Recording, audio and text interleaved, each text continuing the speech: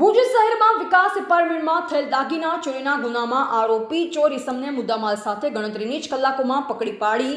ચોરીનો ભેદ ઉકેલતી ભુજ શહેર બી ડિવિઝન પોલીસ મહાનિરીક્ષક શ્રી ચિરાગ કોરડિયા સાહેબ, બોર્ડર રેન્જ ભુજ તથા પોલીસ અધિક્ષક શ્રી વિકાસ સુંડા સાહેબ પશ્ચિમ કચ્છ ભુજ તથા ઇન્ચાર્જ નાયબ પોલીસ અધિક્ષક શ્રી એમ.જે. ક્રિશ્ચિયન સાહેબ ભુજ વિભાગ ભુજનાઓ દ્વારા શરીર સંબંધી કે મિલકત સંબંધી બનાવ ન બને તે સારું પેટ્રોલિંગ રાખવા તેમજ અનડિટેક્ટ મિલકત સંબંધી ગુનાઓ ડિટેક્ટ કરવા સારું સૂચના આપેલ,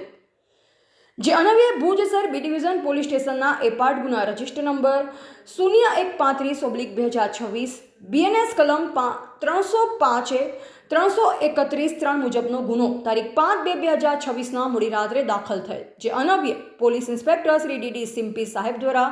ગુનો આચરનાર આરોપી તથા ચોરી થયેલ મુદ્દામાલ શોધી કાઢવા સર્વેલન્સ ટીમને જરૂરી માર્ગદર્શન આપેલ, જે અન્વયે police head constable Arvindbhai D. Vankar તથા police head constable Mahavirsinh P. Jadeja નાઓ સંયુક્ત રીતે ખાનગી રાહે મળેલ બાતમી હકીકત આધારે તેમજ સીસીટીવી કેમેરાના ફૂટેજ આધારે વર્કઆઉટ કરી ગણતરીના જ કલાકમાં ગુનાને અંજામ આપનાર મુખ્ય આરોપીને તેણે ચોરી કરેલ મુદ્દામાલ સાથે પકડી લેવામાં આવેલ છે અને આરોપી વિરુદ્ધ ધોરણસરની કાર્યવાહી કરવામાં આવેલ છે. પકડાયેલ આરોપી ભરત વિનયજી સોની, ઉંમર વર્ષ 54, ધંધો મજૂરી રહે રેલવે ફાટકની બાજુમાં ગામ કુકમા તાલુકા ભુજવાડા પાસેથી સોનાનું વર્ક કરેલ બંગડી નંગ 2, ચાંદીનું કડું નંગ 1